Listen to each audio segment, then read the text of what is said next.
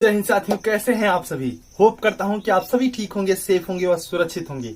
तो आज की इस वीडियो में हम सभी बहुत ही इंटरेस्टिंग और बहुत ही मजेदार और महत्वपूर्ण, जिसको कह लीजिए, क्योंकि आपके करंट अफेयर्स के लिए भी, जीएस के लिए भी और आपके नॉलेज के लिए भी ये बहुत ही इंपॉर्टेंट टॉपिक है। क्योंकि हमारी गवर्नमेंट जो है वो इस समय एक बहुत ही बड़े मिशन को करने जा रही है। अगर यह मिशन हमारा कामयाब रहा तो हमारी इकोनॉमी जो होगी लगभग तीसरे नंबर पे आके खड़ी हो जाएगी, अगर कामयाब रहा तो ये मिशन क्या है, इसके बारे में थोड़ा सा हम सभी चर्चा कर लेते हैं कि क्या होगा, कौन करेगा, किसके किसके पास ये मिशन ऑलरेडी ये कंप्लीट कर चुका है, कौन कौन, यही सारी चीजों के बारे में बात करते हैं। सबसे पहले इस मिशन का नाम है deep ocean mission. Deep ocean, OCEAN, ocean mission, MISSION। Deep ocean mission के अंतर्गत जानते हैं क्या होता है। सिंपल सा आप इतना समझिए आप लोग कि अब समुद्र की गहराइयों में जाकर वहां की चीजों को लाना है, उन पे रिसर्च करना है, वहां पे खुदाई करके उसके अंदर क्या है, यही सारी चीजें वहां पे देखनी है। आप लोग सोच रहे होंगे कि आखिर इसको करने की क्या जरूरत है, समुद्र की गहराइयों में जाने, वहां से लाने की क्या जरूरत है। सबसे पहले यही बात कर लीजिए, फिर बताता हूं कि कौन ये कर रहा है मिशन, क्या है क्या नहीं है। सिंपल से आप इतना जानिए कि जो भी आपके वेस्ट मटेरियल्स होते हैं या कहीं बाढ़ वगैरह आई तो जो सारे पदार्थ होते हैं वो कहाँ, नदियों में मिल जाते हैं। नदियां समुद्र में मिलती हैं। समुद्र में पदार्थ चूंकि भारी होने के कारण समुद्र की तलहटी में बैठ जाते हैं। तो जब पेड़ पौधे और जीवाश्मों से पेट्रोलियम बन सकता है तो ये पदार्थ इतने दिनों से समुद्र में पड़े हैं जाके, इनमें क्या चेंजेस आए होंगे। या फिर सिंपल आप बात समझिए कि पृथ्वी के ऊपर जब आप रहते हैं तब आपको पेट्रोल की जांच करना कि यहाँ पे है पेट्रोल की नहीं है। जैसे भारत में कहीं बहुत स्पेशल पेट्रोल तो है नहीं भाई, भारत पेट्रोल मंगाता ही इराक ईरान से, तो भारत में पेट्रोलियम है नहीं। इसलिए अब भारत जो है समुद्र में देखेगा कि क्या ऐसा तो नहीं कि हमारे समुद्र में पेट्रोलियम हो सकता है। सिंपल सी बात को समझिए। तो अब पृथ्वी पर पेट्रोलियम निकालना और समुद्र में पेट्रोलियम निकालना दो अलग अलग बातें हैं। पृथ्वी पर ज्यादा खुदाई करके, ज्यादा मशीनों को स्पेशलाइज करके तब बम विस्फोट करके पता लगाया जाता है, वेव के द्वारा एनालाइज करके।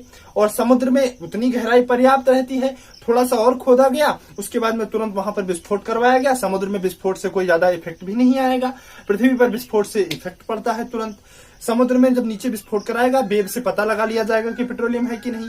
अगर बाई चांस पेट्रोलियम निकल आता है तो धरती पर जो पेट्रोलियम मिलेगा उसको निकालने में और समुद्र में जो पेट्रोलियम मिलेगा उसको निकालने में, दोनों के कंपैरिजन में खर्च कम आएगा समुद्र में, इसलिए पेट्रोलियम पहली बात सस्ता होगा।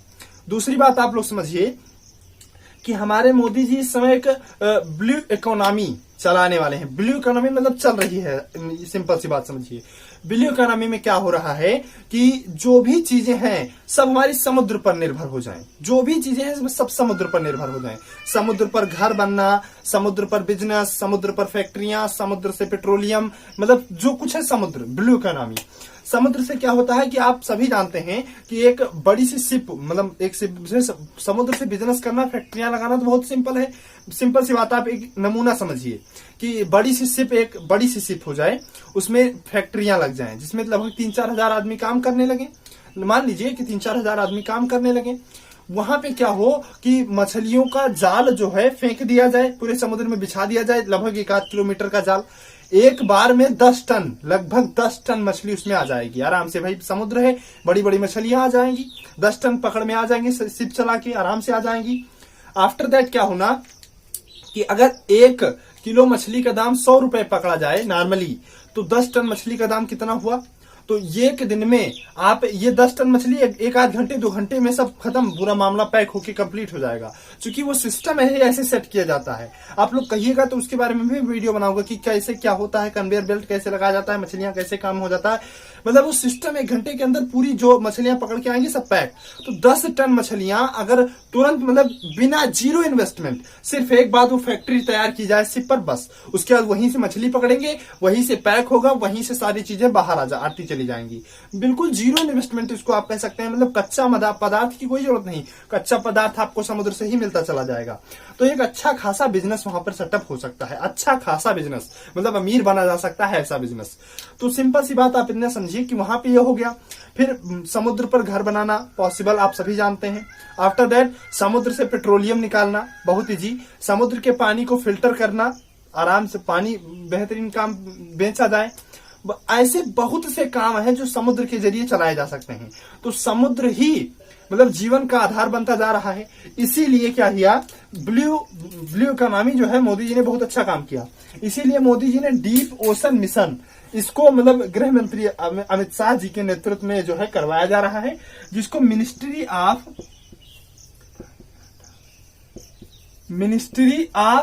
Earth science SCIENC ministry of earth science को मतलब सौंपा गया है काम किया। और इसके लिए बजट जो पास की गई है वो 4000 करोड़ रुपए की, 4000 करोड़ रुपए की बजट दी गई है कि आप लोग जाइए समुद्र की गहराइयों तक, वहां पे रिसर्च कीजिए और पता लगाइए कि क्या चीजें वहां पर हैं, कैसी क्या हैं, क्या पेट्रोलियम है या नहीं। अगर पेट्रोलियम भारत में निकल आया तो अच्छी बात है, आप सभी जानते हैं।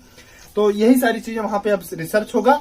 अगर ये रिसर्च कामयाब रहा तो भारत जो है छठवां देश ऐसा बन जाएगा जो मतलब डीप ओशन मिशन में कामयाब है। ये मिशन ऑलरेडी 5 देशों के पास हैं, जिनके नाम है US, Russia RUSSIA, France FRANCE France, Japan JAPAN and China CHINA। ये 5 देश जो हैं इनके ऑलरेडी ये समुद्र पर अपना कार्यरत है, मतलब समुद्र से ये काफी पैसा ऐंठ रहे हैं, जिसको कह लीजिए। मतलब ये सब ब्लू इकोनॉमी बेस है, समुद्र और धरती इनके लिए सब बराबर होती जा रही है। चाइना का विवाद भी तो ऐसा है कुछ, वहां से कहीं गलवान घाटी नहीं गलवान नहीं, चाइना का विवाद किसी देश से इसीलिए तो है, मतलब वो समुद्र को बता रहा है कि अपनी जमीन वो हमारी जमीन है, इसके आगे आप हमारा समुद्र दीजिए, समुद्र को अपनी जमीन बता रहा है कुछ विवाद। फिलहाल के लिए ये इतने जो देश हैं ये इस पर कार्यरत मतलब कामयाब हैं। अब भारत ने भी 4000 करोड़ का बजट दे दिया है। अब भारत अगर इसमें कामयाब हुआ तो भारत 6वां देश बनेगा, और तब जो भारत की वो होगी, क्या बोलते हैं उसको, जो भारत 3 ट्रिलियन की अभी इसकी जो है ये मॉनेटरी पॉलिसी मतलब मौद्रिक नीति, वो लगभग तीसरे नंबर पे हम आ जाएंगे। मौद्रिक नीति में, मॉनेटरी पॉलिसी में लगभग तीसरे नंबर पे आ जाएंगे। भारत इसमें 6वां देश बनने वाला है। तो यही होगा डीप ओशन मिशन में, समुद्र की गहराइयों तक जाकर वहां पे सब रिसर्च होने वाले हैं। तो होप करता हूं आप सभी इस मिशन के बारे में बेहतरीन से समझ गए होंगे। मिलते हैं अपने नेक्स्ट वीडियो में, तब तक के लिए आप सभी को